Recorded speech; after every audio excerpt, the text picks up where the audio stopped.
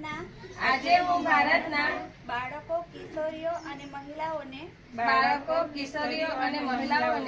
કુપોષણ મુક્ત, સ્વસ્થ અને સશક્ત કરવા વચન આપું છું. રાષ્ટ્રીય પોષણ માસ દરમિયાન હું દરેક ઘર સુધી યોગ્ય પોષણનો સંદેશ પહોંચાડીશ. યોગ્ય પોષણ એટલે પૌષ્ટિક આહાર, શુદ્ધ પીવાનું પાણી, સાચી ટેવો અને પદ્ધતિઓ.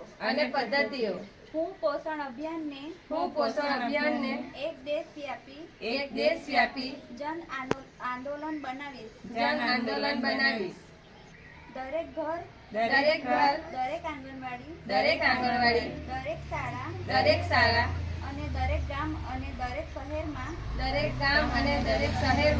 સહી પોષણની ગૂંજ ઉઠશે.